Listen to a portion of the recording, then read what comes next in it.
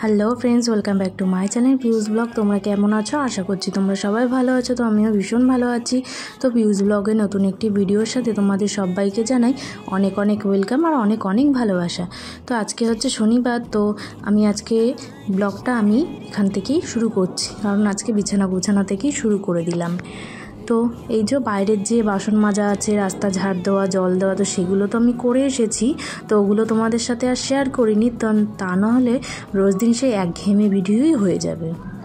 তো একদিন বাদে একদিন অন্যরকম একটু দেখানোর চেষ্টা করি। আশা করছি তোমাদের ভিডিওটা ভালো লাগবে। তো দেখো, বালিশগুলোকে সুন্দর করে ওদিকে রেখে দিয়েছি একটার ওপর একটা। আর এটা হচ্ছে গিয়ে ভাঁজটা আমি করে নিচ্ছি, মানে কাঁথাটা। তো এটা হচ্ছে কি আমার মায়ের কাঁথা, আমার মা আমাকে দিয়ে দিয়েছে। তো ভেবে নাও যে আমার সংসারে যাবতীয় যা যাই আছে সবই আমার মায়েরই দেওয়া, কোনো কিছুই বলতে গেলে আমার শাশুড়ির কোনো কিছুই দেওয়া না।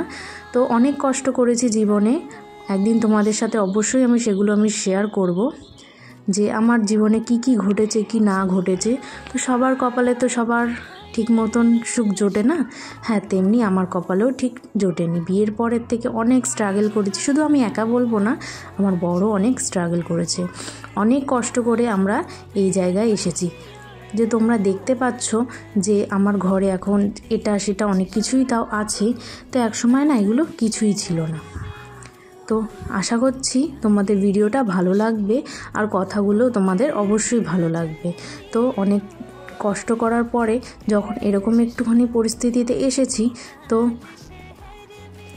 অনেকটাই ভালো লাগে। তো যাই হোক, ঘরটা ঝাড় দিয়ে নিলাম আর হচ্ছে গিয়ে এই যে চলে এসেছি ঘর দোরটাকে একটুখানি পরিষ্কার করতে। তো শোকেসটাকে একটুখানি ভালোভাবে পরিষ্কার করে নিচ্ছি সুন্দর করে। এই যে সেই কাঠটা,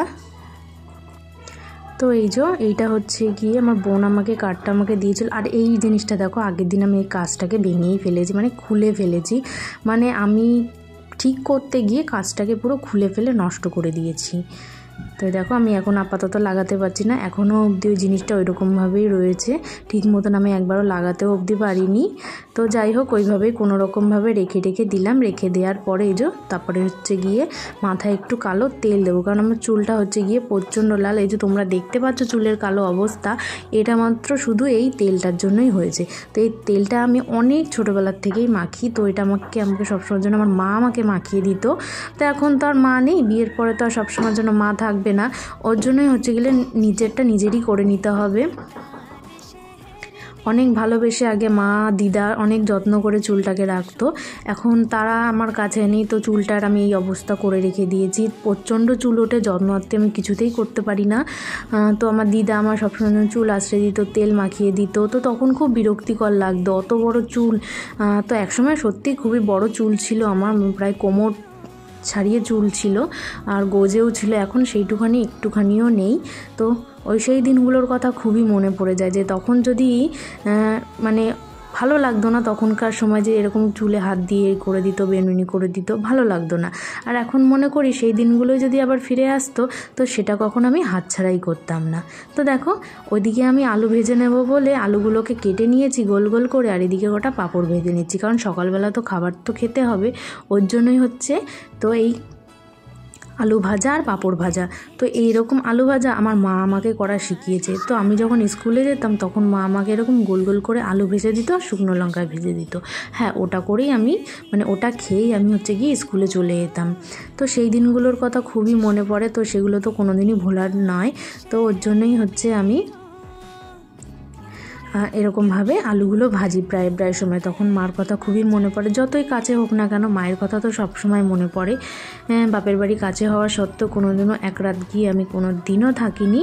তো তোমরা যদি কখনো শুনতে চাও আমার জীবনের কোনো কথা, তো অবশ্যই তোমরা আমাকে কমেন্ট করে জানিও, আমি অবশ্যই তোমাদেরকে বলবো। তো ওদিকে ভেজ ডাল করব বলে হচ্ছে গিয়ে আমি গাজর আর বিনস কেটে নিয়েছি।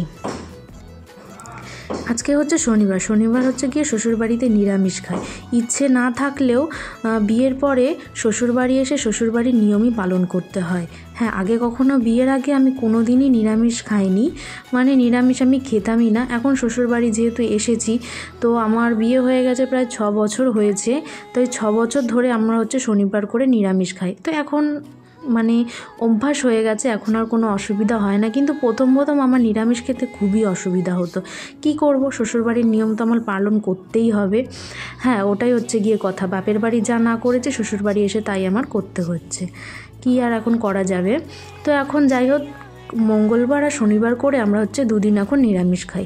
শ্বশুরবাড়ির জন্য আমি হচ্ছে গিয়ে শনিবার করে নিরামিষ খাই, আর নিজের জন্য হচ্ছে মা কালীর জন্য আমি হচ্ছে গিয়ে মঙ্গলবারটা নিরামিষ খাই। হ্যাঁ, হঠাৎ করেই রিসেন্টলি 3-4 মাসের বেশি হয়ে গেছে আমি হচ্ছে গিয়ে মঙ্গলবার করে নিরামিষ খাই। আগে খেতাম না, হঠাৎ করে আমার মনের মধ্যে এমনি ইচ্ছাটা জেগে উঠেছে যে না, আমি মঙ্গলবার মা কালীর জন্য নিরামিষ খাবো। ওর জন্যই আমি হচ্ছে গিয়ে মঙ্গলবার মা কালীর জন্য আমি নিরামিষ খেয়ে থাকি। তো এর জন্য আজকে তো শনিবার, ওর জন্য নিরামিষ রান্না হচ্ছে। তো ঘরে গাজর আর বিনস ছিল, ওটা দিয়েই আমি হচ্ছে গিয়ে একটু ডাল করব, মুগ ডাল দিয়ে, যেটাকে বলে ভেজ ডাল, ওটাই করব। তো তোমরা একটুখানি সাইডে ব্যাকগ্রাউন্ডে একটু আওয়াজ পেতে পারো, কারণ হচ্ছে গিয়ে সাইড থেকে একটু আওয়াজ হচ্ছে। নিজের বাড়িতে তো ভয়েস ওভার দেওয়া খুবই মুশকিল হয়ে যাচ্ছে, তো পাশে কাকিদের বাড়িতে এসে ভয়েস ওভার আমার দিতে হচ্ছে। তো বন্ধুরা, তোমরা জানো না অনেক কষ্ট করে আমি ভিডিও করি। তো প্লিজ তোমাদের যদি একটু হলেও ভিডিওটা ভালো লেগে থাকে তো অবশ্যই একটা লাইক করো, কমেন্ট করো, আর চ্যানেলটি সাবস্ক্রাইব করে দিও। আর যারা পুরোনো ভিউয়ার্স আছো তাদেরকে আমি জানাই অসংখ্য ধন্যবাদ আমার চ্যানেলটি সাবস্ক্রাইব করার জন্য আর আমার পাশে থাকার জন্য। আর এই দেখো, ডাল করব বলে জিরে ফোড়ন দিয়ে দিয়েছি, তেজপাতা, শুকনো লঙ্কা ফোড়ন দিয়ে, আদা বাটা আর হচ্ছে গিয়ে জিরে গুঁড়োটাকে দিয়ে ভালোভাবে কষিয়ে এই সবজিটাকেও আমি দিয়ে নিলাম। এটা একটুখানি ভালোভাবে ভাজতে থাকবে, মানে এটা পুরোপুরি যতক্ষণ না ভাজা হচ্ছে ততক্ষণ আমি ভাজবো। আর যদি এটা ভাজা না হয় একদমই কিন্তু খেতে একদম ভালো লাগবে না। তো ভাজার জন্য একটুখানি নুন দিয়ে দিয়েছি। দেখো ভাজা এখন হয়ে গেছে, তারপরে গিয়ে আমি হচ্ছে গিয়ে এখানে হলুদটা দিয়ে দিলাম।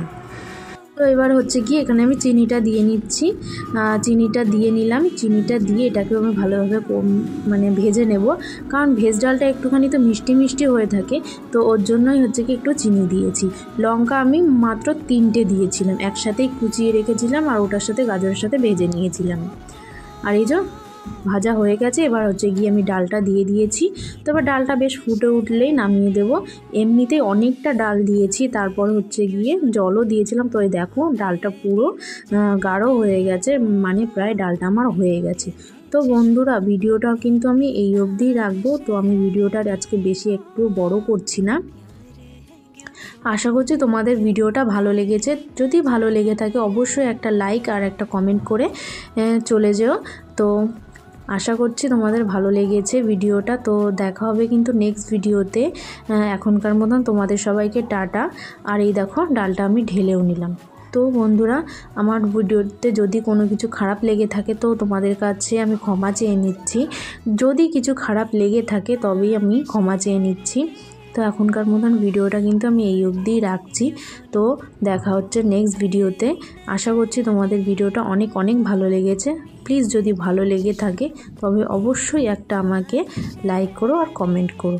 তো এখনকার মতন টাটা, ভালো থাকবেন, সুস্থ থাকবেন।